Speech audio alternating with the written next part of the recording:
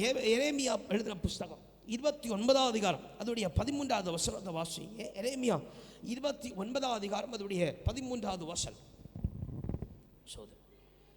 உங்கள் முழு இதயத்தோடும் என்னை தேடுவீர்களானால் என்னை தேடுகையில் கண்டுபிடிப்பீங்க. அல்லேலூயா. இங்கே கர்த்தர் தேட சொல்லியிருக்கிறார் இல்லையா? இங்கே கர்த்தர் தேடக்கு ஒரு அனுமதி தீர்க்கதரிசி மூலமாக கொடுத்துருக்கார். ஆனால் வேத வசனத்தில் அவன் சோத்திரம் புதிய பாட்டு காலங்களை பார்க்கும் பொழுது அவர் என்ன செய்கிறார்? கூடவே இருக்கிறார். இப்போ கூட இருக்கிற ஆண்டவரை தேடலாமா?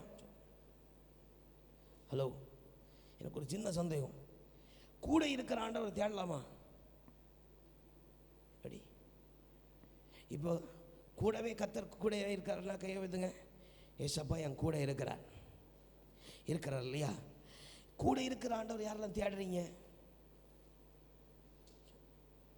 எப்படி கூட இருக்கிற ஆண்டவர் யாரெல்லாம் தேடுறீங்களா? யாராவது கூட இருக்கிற ஆண்டவர் தேடுறீங்க போலதான் இருக்கு. முகப்பாவனை என்ன செய்யுமா?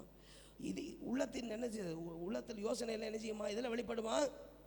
முகத்தில் சோதரா. தமிழ் என்ன சொல்லுவாங்க? அகத்தின் அழகு சோதரம். அல்லேலூயா.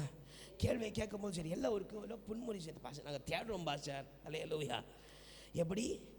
எப்படி சோதரம்? இப்போ ஒரு மொபைல் நான் கிட்டே வச்சுட்டு என் மொபைல் எங்கே நான் தேடினா சோதரம்.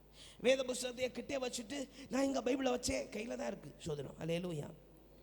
நான் யாரு? I am total blind. அல்லேலூயா. நான் கண்ணு தெரியாதவன், குருடேன். அல்லேலூயா. இயேசுவை கூட வச்சுட்டு தேடுற தேவ பிள்ளை நீ குருடா இருக்கிற. அல்லேலூயா. நீ கர்த்தரை தொட்டா நீ கண்ணு திறக்கப்படும். அல்லேலூயா.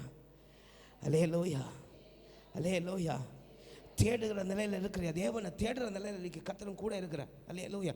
நல்லா பறந்து விரிஞ்சு தொடாத வேத வசனத்தை வாசித்து கர்த்தரை தொடு. அல்லேலூயா. கர்த்தருடைய வஸ்திரத்தை தொட்டவளுக்கே பெரும் விடுதலை. அல்லேலூயா. பெரும் சாட்சி தேசத்தின் மத்தியில் அவன் சோத்திரம்.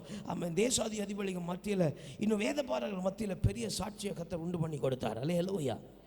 கூட இருக்கிற ஆண்டவரை தேடாத சோத்திரம், கூட இருக்கிற ஆண்டவரை கண்டுபிடி. அல்லேலூயா.